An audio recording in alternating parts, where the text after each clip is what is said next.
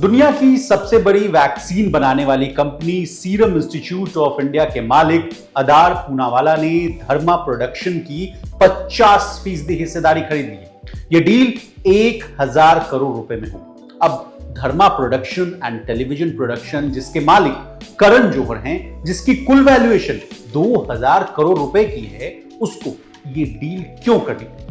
जिंदगी जीने में और अपनी फिल्मों में एक्स्ट्रावेगेंजा लाइफ दिखाने वाले करण जौहर को अपनी ही कंपनी में हिस्सेदारी बेचने के पीछे का कारण कहीं एक के बाद एक फिल्मों का फ्लॉप होना तो नहीं है। क्यों करण जौहर कभी सारेगामा के संजीव गोयनका से मिलने जाते थे तो कभी रिलायंस इंडस्ट्रीज और जियो सिनेमा से, और अगर मिलने भी गए तो क्या वहां बात नहीं बनी क्या? इसके अलावा कैसे हुई थी धर्मा प्रोडक्शंस की शुरुआत और अंत में कौन है अदार पूनावाला, बताएंगे सब कुछ आज के इस डिटेल रिपोर्ट। नमस्कार, आप देख रहे हैं लोकमत हिंदी का स्पेशल शो विस्तार से और मैं हूं आपके साथ विशाल खन्ना।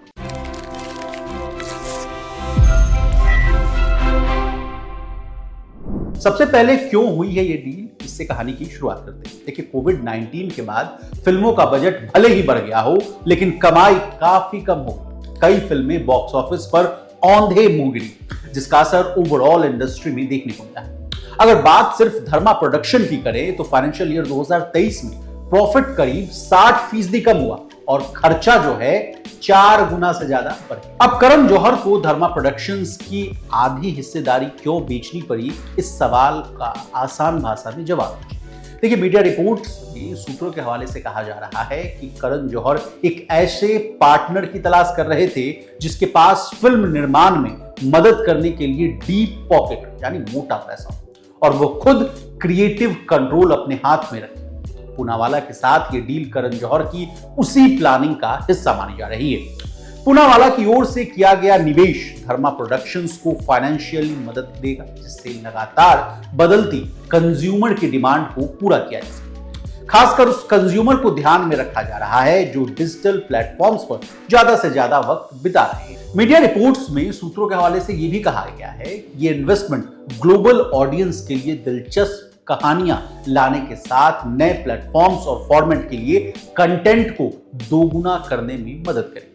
फिल्म निर्माण काफी वोलाटाइल बिजनेस माना जाता है, जिसकी कमाई बॉक्स ऑफिस पर फिल्मों की सफलता से जुड़ी है। बीते दिनों खबर आई थी कि धर्मा सहित कुछ हिंदी फिल्म प्रोडक्शन हाउस ने नए प्रोजेक्ट्स को हरी झंडी देने में काफी सतर्कता बरती, जिसका कारण ये है कि बॉक्स ऑफिस अनप्रेसिडेंटेड नेचर्स को बताया जा रहा है, जो स्ट्रीमिंग और सैटेलाइट राइट्स की वैल्यू को भी प्रभावित कर रहा है।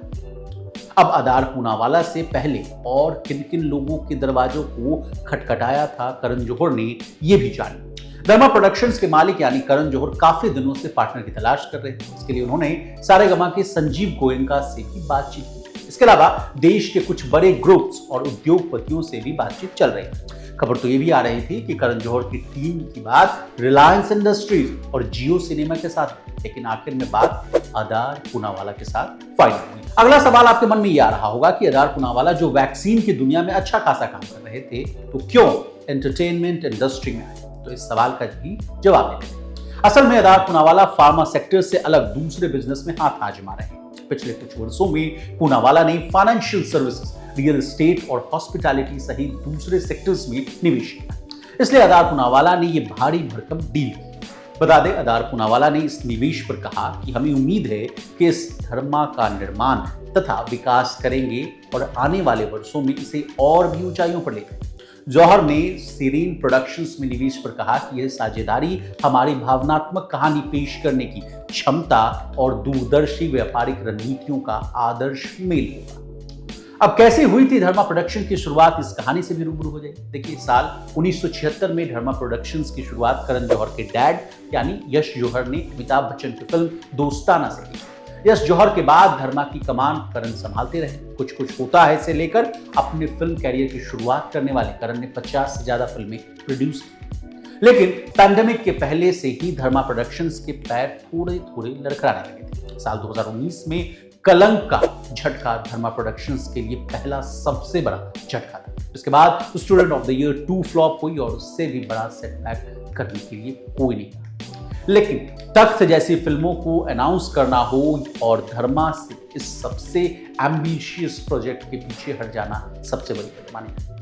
इसके बाद पैंडेमिक में अपनी तैयार फिल्में धर्मा ने ओटीटी पर रिलीज की, जिसमें गुंजन सक्सेना, शेख शाह और गहराइयां जैसी फिल्में शामिल। करण को लगा कि ओटीटी एक अच्छा ऑप्शन है, तो इसके साथ धर्मेटिक और शुरुआत की जाए, जो कम बजट में ओटीटी के लिए वेब सीरीज और फिल्में प्लान करने लगी। इस बीच थिएटर के लिए ब्रह्मास्त्र जैसी महंगी फिल्में बनाई, लेकिन पैंडेमिक के बाद ब्रह्मास्त्र को लेकर जैसा रिस्पॉन्स सोचा गया वो मिला।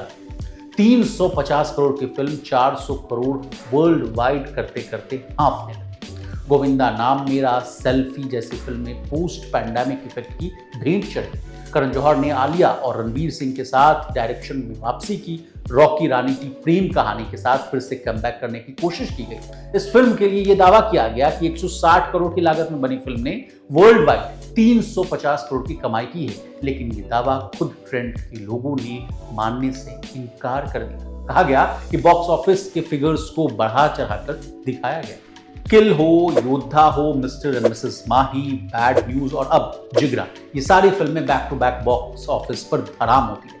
इस बीच करण जौहर की तरफ से ऐलान किया गया कि वो क्रिटिक्स के लिए प्री रिलीज स्क्रीनिंग नहीं रखेंगे। उसे लेकर भी इंडस्ट्री में बहुत सारी बातें हुई। ओटीटी पर सारा अली खान की फिल्म ए वतन मेरे वतन पूरी तरह से फ्लॉप है। शो टाइम वेब सीरीज को भी खास रिस्पॉन्स नहीं मिला। माधुरी दीक्षित के साथ बनाई गई web series the fame game flop रही। अनन्या पांडे की कॉल मी वे को भी बुरी रिस्पॉन्स के बाद भी कमिटमेंट के चलते इसके सेकंड सीजन को अनाउंस किया, जो एक्चुअली पहले ही शूट किया जा चुका था। G5 पर 11-11 अकेली वेब सीरीज धर्मेटिक से बनी थी, जिसे तारीफें मिली, लेकिन रिस्पॉन्स कुछ नहीं मिला। ये तो अब तक बॉक्स ऑफिस और ओटीटी का हाल रहा। मैंने आपको जितने भी जो हालचाल बताया ये ओटीटी का बताया। सलमान खान के साथ करण जौहर ने डायरेक्टर विष्णुवर्धन के साथ फिल्म बुल प्लान की, लेकिन बजट के चलते वो फिल्में पिछले 2 साल से टेक ऑफ तक नहीं कर सकी और अब तो धर्मा के अपकमिंग फिल्म स्लेट से उसे हटा दिया गया है। सी शंकरन नायर पर बनी अक्षय कुमार की फिल्म को 14 मार्च के लिए धर्मा ने शेड्यूल किया है। साथ ही अक्षय से रिक्वेस्ट कर रहे हैं कि वो जॉली LLB 3 की रिलीज को पोस्टपोन कर दें, ताकि प्रमोशन में अक्षय की फिल्मों को लेकर कंफ्यूजन न हो। सनी संस्कारी की तुलसी कुमारी और वरुण और जानवी को लेकर प्लान की गई है, वो फिल्म भी फ्लोर पर है। सिद्धांत चतुर्वेदी और तृप्ति डिमरी के साथ धड़क 2 की भी अनाउंसमेंट हो चुकी है, लेकिन फिल्मों के फ्लोर पर जाने में टाइम। डायरेक्टर संदीप मोदी के साथ कार्तिक आर्यन के साथ एक और फिल्म धर्मा की अपकमिंग स्लेट में। इसके बारे में फिलहाल कोई अपडेट नहीं। इन प्रोजेक्ट्स को चलायान रखने के लिए धर्मा को शिद्दत से इन्वेस्टमेंट की तलाश थी, जो इंडस्ट्री के अंदर से नहीं बल्कि वैक्सीन किंग आधार के सीरीन प्रोडक्शन से हुई। उम्मीद है कि आधार की 1000 करोड़ की वैक्सीन धर्मा की सेहत को सही कर पाएगी। अब कौन है आधार पूनावाला, ये जानते बता दें। आधार पूनावाला एक भारतीय उद्यमी और सीरम इंस्टीट्यूट ऑफ इंडिया यानी SII के CEO, जो दुनिया की सबसे बड़ी वैक्सीन निर्माता company. Serum institute of India की स्थापना उनके पिता साइरस पूनावाला ने 1966 में की थी और आज ये दुनिया भर में विभिन्न बीमारियों के लिए टीकों का उत्पादन करता है। आधार पूनावाला ने 2011 में सीरम इंस्टीट्यूट के CEO का पदभार संभाला और कंपनी को नई ऊंचाई पर। कोविड-19 महामारी के दौरान सीरम इंस्टीट्यूट ने ऑक्सफोर्ड एस्ट्राजेनेका वैक्सीन यानी जिसको कि आप कोविशील्ड के नाम से जानते हैं, उसका बड़े लेवल पर प्रोडक्शन किया, जिसमें आधार पूनावाला और उनकी कंपनी का नाम ग्लोबल लेवल पर चर्चाओं में। जो भारतीय उद्योग के प्रमुख चेहरों में से एक माने जाते हैं और उन्होंने वैक्सीन के अलावा भी कई क्षेत्रों में निवेश किया, जिसमें शिक्षा, हेल्थ केयर और मनोरंजन के नाम शामिल। अब उन्होंने करण जौहर के धर्मा प्रोडक्शन में 50% हिस्सेदारी खरीदने की घोषणा की।